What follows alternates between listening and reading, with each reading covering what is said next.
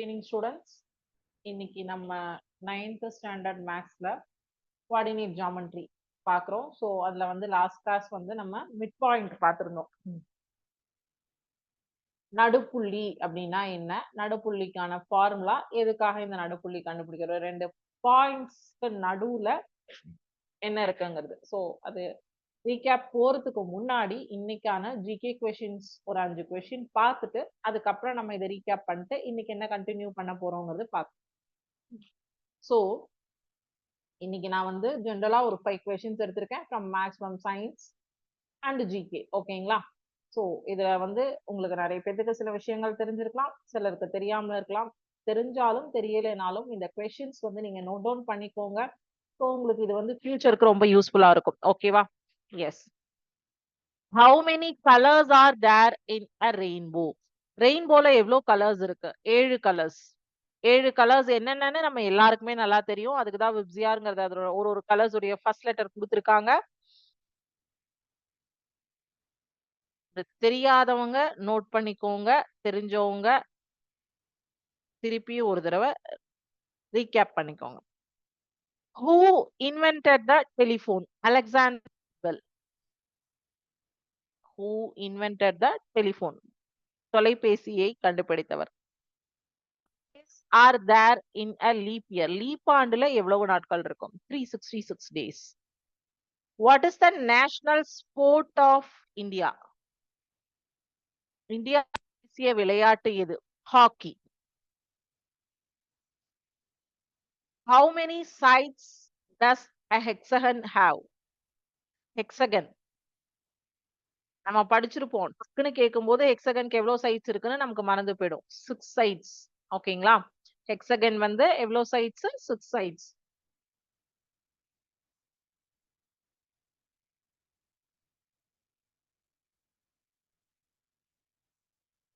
இதுதான் ஹெக்ஸகன்.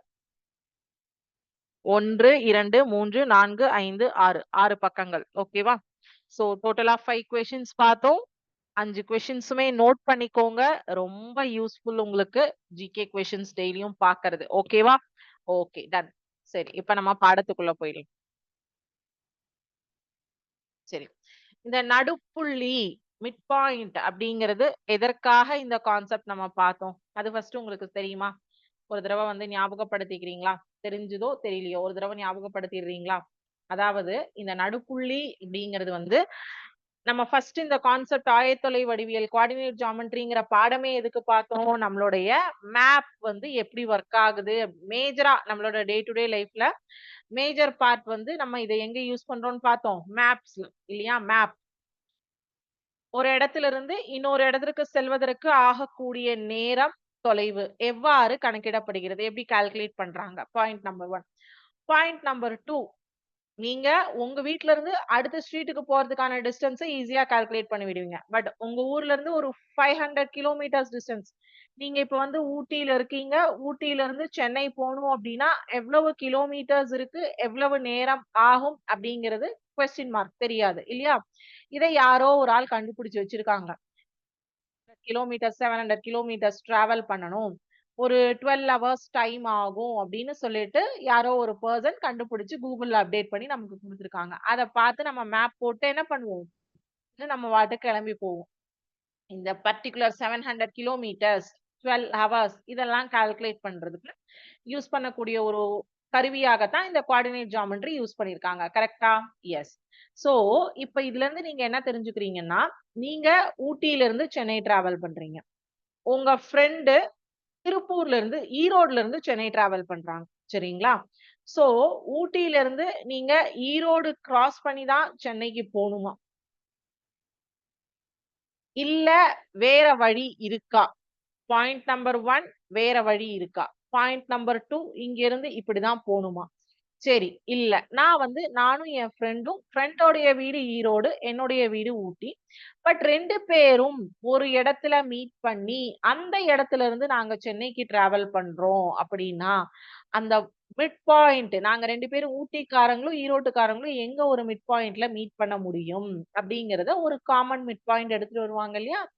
அதற்காக உபயோகப்படுத்தக்கூடிய கான்செப்ட் தான் நம்ம பார்த்த இந்த மிட் பாயிண்ட் கான்செப்ட். சரி, இப்போ பிளேன் வந்து பாத்துட்டீங்க. இதே வந்து இப்போ முக்கோணமாக கொடுத்திருந்தா 3 பக்கங்கள் இருக்கும். 3 டைரக்ஷன்ல இருந்தும் வராங்க. சோ ஒரு டைரக்ஷன்ல இருந்துமே வந்து A person, B person, C person 3 டைரக்ஷன்ஸ்ல இருந்து டிராவல் பண்றாங்க.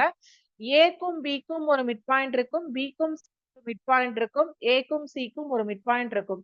அந்த மிட் பாயிண்ட்ஸ் என்ன, எப்படி கால்குலேட் பண்ணுவோம் அப்படிங்கிறதுக்கான ப்ராப்ளமும் அதுக்கான சிமுலேஷனும் தான் இன்னைக்கு நம்ம பார்க்க போறோம். ஒரு முக்கோணத்தின் நடுப்புள்ளி. சோ இந்த முக்கோணத்தின் நடுப்புள்ளி கால்குலேட் பண்றதுக்கான ஃபார்முலா சேம் தான். கான்செப்டும் அதனுடைய ப்ராப்ளமும் பார்த்துட்டீங்கன்னா அடுத்த டாபிக் செக்ஷன் ஃபார்முலா பிரிவு சூத்திரம் அப்படின்னு சொல்லிட்டு வரும். அது உங்களுக்கு ஈஸியா இருக்கும். ஓகேவா? சரி, ஃபர்ஸ்ட் நம்ம சிமுலேஷன் பார்த்துடலாம்.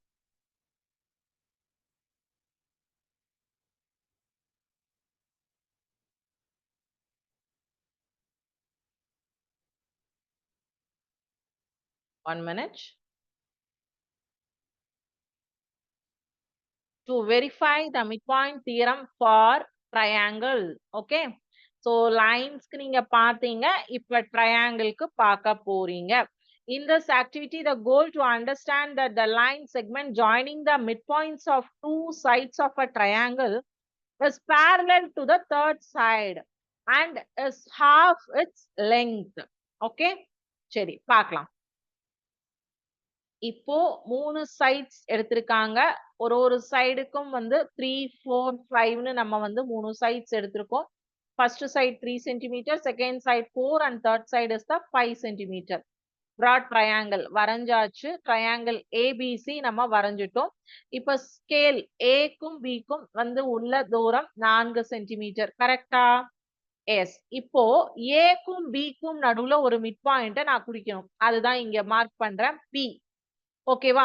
சோ இந்த இடத்துல வந்திருக்கு 2 அப்படிங்கிற பாயிண்ட்ல எக்ஸாக்ட்டா நிக்குதா? எஸ். இப்போ அடுத்தது என்ன பண்ணும்? ஏக்கும் சிக்கும் நடுவுல நான் ஒரு பாயிண்ட் போடணும். ஷோ ஸ்கேல் ஏசி கொடுத்திருக்கேன். சோ ஏக்கும் சிக்கும் 2.5ல வருதா? வந்து மார்க் பண்ணோமா? எஸ். ஸ்கேல் போட்டுக்கோங்க. அப்போ உங்களுக்கு அந்த இது வந்து தெளிவா இருக்கும். சோ இப்போ வந்து P and R மார்க் ஆயிடுச்சு. இப்போ வந்து P பாயிண்ட் மேல கிளிக் பண்றேன். Point P selected, draw a line. So Pக்கும் Rக்கும் ஒரு லைன் போட்டாச்சு. சோ இங்க வந்து Aக்கும் Bக்கும் இருக்கக்கூடிய மையமும் Aக்கும் Cக்கும் இருக்கக்கூடிய நடுப்புள்ளியும் வரைஞ்சாச்சு. இப்ப ஷோ ஸ்கேல் PQ.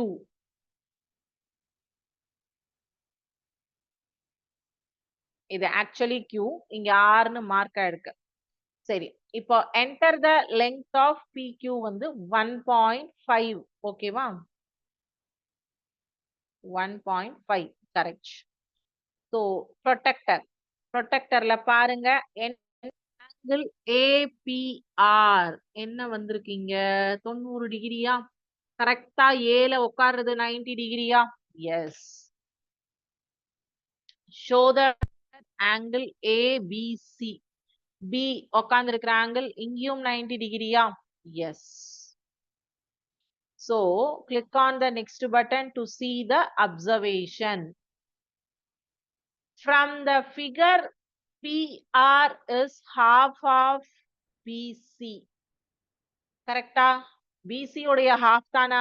இது BC வந்து 3 சென்டிமீட்டர். PR என்னது? 1.5 சென்டிமீட்டர். நம்ம ஸ்கேல் வச்சு பார்த்தோமா? S. And the angles APR and angles ABC both are equal. Hence PR is parallel to BC. Conclusion இதுல இருந்து என்ன இப்போ நம்ம ஆங்கிள் ஏல வைக்கும் போது 90 டிகிரி தான் வந்தது. ஆங்கிள் பில வைக்கும் போதும் 90 டிகிரி தான் வந்தது. சோ BC ஓட half ஈக்குவல் half தான் PR. பட் ஆங்கிள் BC ஏவும் ஆங்கிள் பியும் ரெண்டுமே ஏபிஆர்ல பார்க்கும்போது ஆங்கிள் பி அண்ட் ஏபிசில பார்க்கும்போது ஆங்கிள் பி ரெண்டுமே வந்து 90 degree. The line segment joining the midpoints of any two sides of a triangle is parallel to the third side and it is equal to half of it. ஓகேவா? So இப்போ உங்களுக்கு புரிஞ்சுதா concept? அதாவது நீங்க எந்த two sides எடுத்தீங்கனாலும் line segments joining the midpoints எடுத்தீங்கன்னா two sides of the triangle is parallel and the third side is equal to half of it. இதுதான் வந்து midpoint theorem for triangle. ஓகேங்களா? இப்போ பாடத்துக்கு வந்துருங்க. புக்ல question number 4 நம்ம last classல skip பண்ணியிருந்தோம். 5 வந்து பார்த்திருந்தோம். question number 5 question number 6 வந்து பார்த்திருந்தோம். 4, 7, 8 மூணு question பார்க்கணும். இதுல 4 and 7 is ரொம்ப lengthy problem. So போட காப்பி பண்ணுங்க. ஏன்னா இந்த மூணுமே முக்கோணம் தொடர்புடையது. மீதி எல்லாமே வந்து பாத்தீங்கன்னா உங்களுக்கு ஸ்ட்ரெயிட் லைனும் வட்டத்தையும் தொடர்புடையதாக இருந்தது. லாஸ்ட் கிளாஸ் பார்த்த சம்ஸ். இந்த மூணுமே முக்கோணம் கான்செப்ட்னால இதை நம்ம ஸ்கிப் பண்ணியிருந்தோம். இந்த கிளாஸ் பார்க்கலாம்னு சொல்லிட்டு. சோ கொஸ்டின், ஒரு முக்கோணத்தின் பக்கங்களின் நடுப்புள்ளிகள் 2,4 -2,3 மற்றும் 5,2 எனில் அந்த முக்கோணத்தின் முனைகளின் ஆயத்தொலைவுகளை காண்க. of the sides of a triangle are 2,4 -2,3 and 5,2. Find the coordinates of the vertices of the triangle.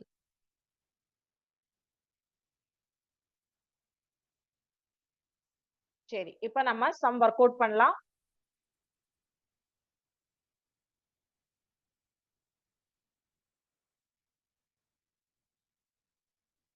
Points கொடுத்துட்டாங்க இந்த இடத்துல, மிட் பாயிண்ட்ஸ் கொடுத்துட்டாங்க இந்த क्वेश्चनல. போட காப்பி பண்ணிடுங்க. இல்லனா வந்து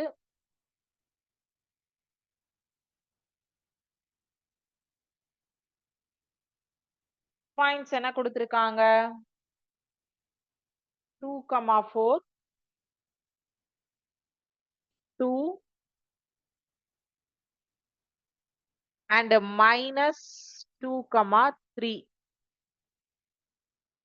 X1, Y1, X2, Y2, X3, Y3 என்னன்னு கேட்பாங்க. Coordinates of triangle ABC. So midpoint உடைய formula என்ன? Question number 4.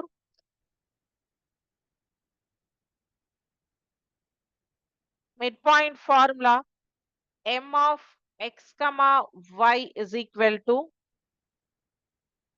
x1 plus x2 divided by 2 comma y1 plus y2 divided by 2. So இந்த இடத்துல midpoint of AB இருக்கு இல்லையா?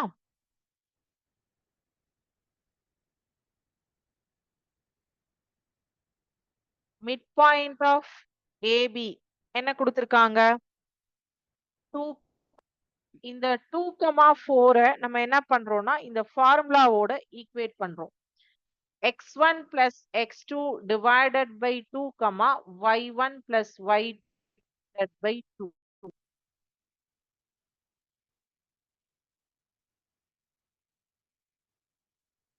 இப்படி ஈக்குவேட் பண்ணணும். ஓகேவா? So x1 plus x2 divided by 2 is y1 plus y2 divided by 2 is equal to 4. அப்படிங்கும்போது x1 plus x2 divided by 2 is equal to 2. இதிலிருந்து x1 plus x2 is equal to 4. 2 2. இத 1 ன்னு name பண்ணிக்கோங்க. y1 plus y2 divided by 2 is equal to 4. இதிலிருந்து y2 is equal to 4 2s are 8. 2 ன்னு name பண்ணிக்கோங்க. So இது வரைக்கும் copy பண்ணுங்க. அடுத்தது midpoint of BC. சோ இங்க 1 and 2 என்ன கிடைச்சிருக்கு? இந்த டயகிராம delete பண்ணிடலாமா? Yes. So x1 plus x2 is equal to 4 and y1 plus y2 is equal to 8. இப்ப அடுத்தது midpoint of BC போடணும் இல்லையா? Yes.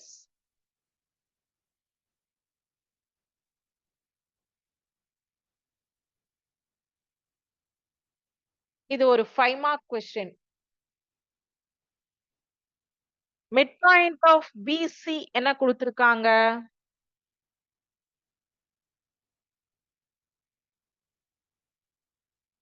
BCயின் நடுப்புள்ளி என்ன கொடுத்திருக்காங்க? -2, 3. சரி, இப்போ x1 x2 எடுத்தாச்சு ABக்கு. அப்ப BCக்கு x2 x3யா? கரெக்ட்டா? சோ அப்போ x2 plus x3 divided by 2, y2 plus y3 divided by 2. இங்க நம்மளுடைய சௌகரியத்துக்காக x1 y1 மட்டும் தான் சேஞ்ச் பண்ணிருக்கேன். ஃபார்முலால சேஞ்ச் கிடையாது. So x2 plus x3 divided by 2 is equal to -2. x2 plus x3 is equal to -4.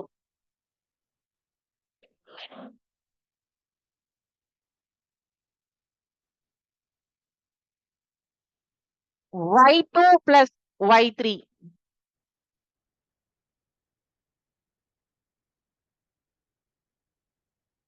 equal to 3.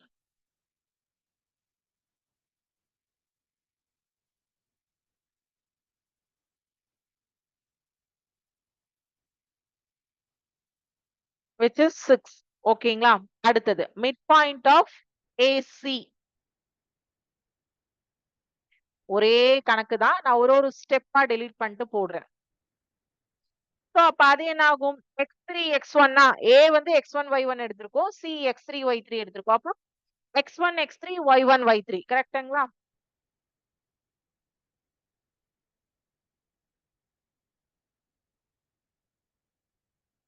Midpoint of AC is 5, 2.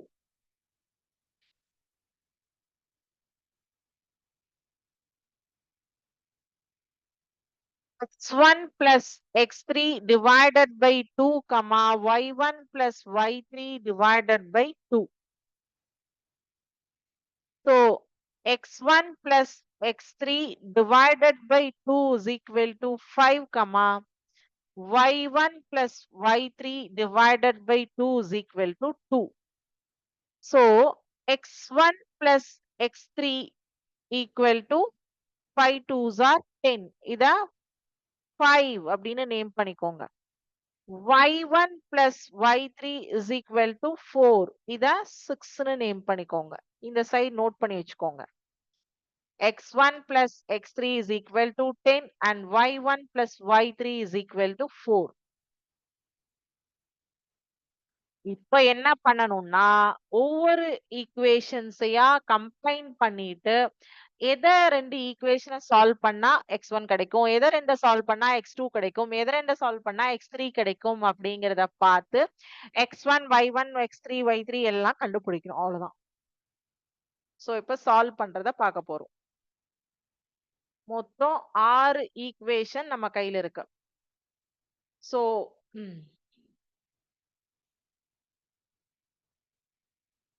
1யும் 3யும் solve பண்ணலாம். சரிங்களா? அப்ப x2 cancel ஆயிடும், x1 x3 வந்துரும். இப்போ x1 x3 வந்தாச்சுன்னா இந்த ஈக்குவேஷனோட இது 1 2 3 4 5 6. ஓகேவா? சோ ஈக்குவேஷன் 1 minus 3 போட்டோம் அப்படின்னா x1 plus x2 equal to 4 and x2 x3 plus x2 is equal to -4. ஓகேவா? சோ இப்ப மைனஸ் பண்றோம் இல்லையா? சைனை மாத்திடுறேன். Minus minus plus. So x2 cancel ஆகி இந்த ஈக்குவேஷன்ல x1 minus x3 is equal to 8 அப்படின்னு கிடைக்கும். இத 7வது ஈக்குவேஷனா நான் நோட் பண்ணிக்கிறேன்.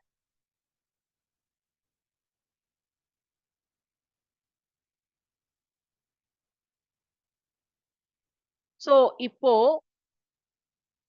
3யும் 7யும் சால்வ் பண்ணீங்கன்னா x3 கேன்சல் ஆகி சாரி 3 5யும் 7யும் அஞ்சாவது ஈக்குவேஷனையும் ஏழாவது ஈக்குவேஷனையும் சால்வ் பண்ணீங்கன்னா x3 டைரக்டா கேன்சல் ஆகி x1 ஓட வேல்யூ கிடைக்குமா? எஸ். 5 minus 7. அஞ்சாவது ஈக்குவேஷனையும் ஏழாவது ஈக்குவேஷனையும் சால்வ் பண்ணா என்ன கிடைக்கும்? அஞ்சாவது equation x1 plus x3 is equal to 10. ஏழாவது equation x1 minus x3 is equal to 8. So இப்போ இது directly cancel. 2x1 is equal to 18. இதிலிருந்து x1 is equal to 9. x1 இனுடைய மதிப்பு 9 அப்படின்னு கிடைச்சிருச்சு. சோ இத நீங்க கொண்டு வந்து எந்த ஈக்குவேஷன்ல வேணாலும் போடுங்க. x1 கொண்டு வந்து அஞ்சாவது ஈக்குவேஷன்ல போட்டா x3 கிடைச்சிரும். அதுக்கப்புறம் x3 கொண்டு வந்து மூணாவது ஈக்குவேஷன்ல போட்டா x2வும் கிடைச்சிரும். கரெக்டா? Substitute x1 is equal to 9 in 5. போடுறேன். Fifth equation என்ன? x1 plus is equal to 10. So x3 is equal to 10 minus 9. x3 is equal to 1.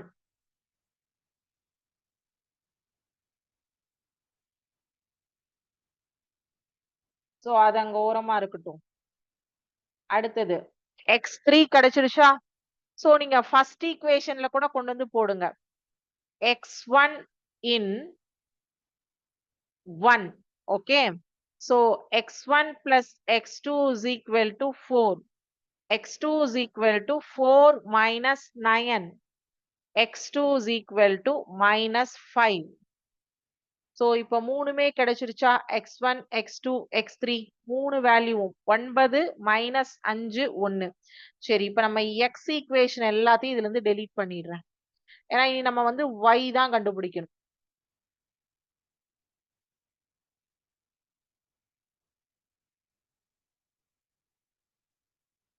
y1 plus y3 is equal to 4.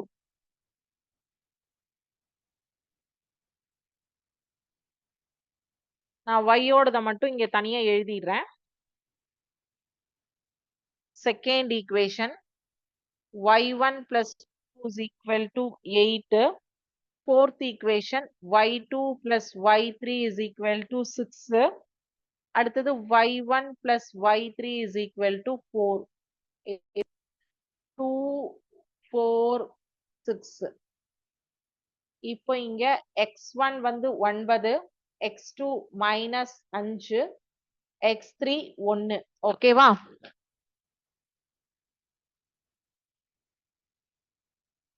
இப்போ இதே மாதிரி y சால்வ் பண்ணி அதனுடைய coordinates கண்டுபிடிக்கணும்.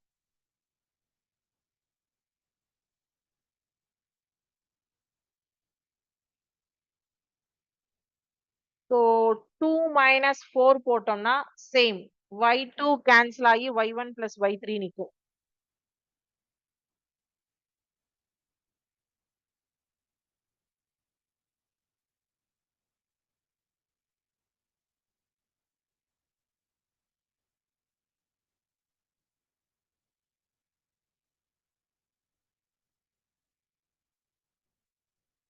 Six sign change பண்றேன். So y1 minus y3 is equal to 2. இது வந்து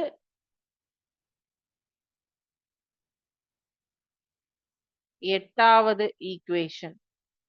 so 8ஐயும் 6ஐயும் cancel பண்றேன். 6 மைனஸ் 8 சரியா? சோ 6 என்ன? y2 plus y3 is equal to 6. y1 minus y3.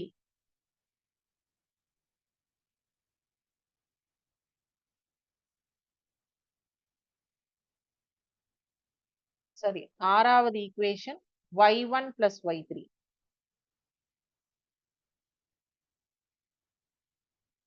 y1 minus y3 is equal to 2. y1 plus y3 is equal to 4. இதுதான் ஆறாவது equation. இதை solve பண்ணோம்னா இது கேன்சல் ஆயிடும். 2y1 is equal to 6. y1 is equal to 6 by 2, that is 3. So, இங்க 3. ஓகேவா? சரி.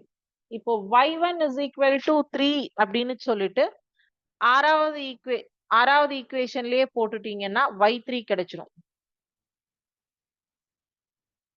Substitute y1 is equal to 3 in 6. So, என்னது? y1 plus y3 is equal to 4. So, y3 is equal to 4 minus 3 is 1. So, இது 1. அடுத்தது 1ல போடுறேன். y1 plus y2 equal to 8. y2 is equal to 8 minus 3 is 5. So, இது 5. ஓகேவா? So, இப்போ the vertices of the triangle ABC கிடைச்சிருச்சா உங்களுக்கு? A x1, y1, B x2, y2, C x3, y3. என்னது? 9, 3, minus 5, 5, 1, 1. அவ்வளவுதான். So, இதே சேம் மாடல் தான் உங்களுக்கு 7வது கொஸ்டினும் 8வது கொஸ்டினும். சரிங்களா? 8வது கொஸ்டின் நம்ம இப்போ இது பார்த்தோம் இல்லையா? சிமுலேஷன் அந்த மாடல்ல கொஞ்சம் டச் ஆகும். ஸோ இப்போ 7வது கொஸ்டின் பாத்தீங்கன்னா சேம் கான்செப்ட் தான். இதே மாதிரி மிட் பாயிண்ட்ஸ் கொடுத்துருக்காங்க, வெர்டிசஸ் கேட்டிருக்காங்க. ஸோ அது வந்து நீங்க ஹோம்ஒர்க்கா எடுத்துக்கலாம். 8வது கேள்வியும் நீங்க ஹோம்ஒர்க்கா எடுத்துக்கலாம். ஓகேங்களா? சோ நெக்ஸ்ட் கிளாஸ்ல நம்ம செக்ஷன் ஃபார்முலா பிரிவு சூத்திரம் பார்க்கலாம். இன்னைக்கு இதுல பார்த்ததுல ஏதாவது டவுட்ஸ் இருந்ததுன்னா கேளுங்க.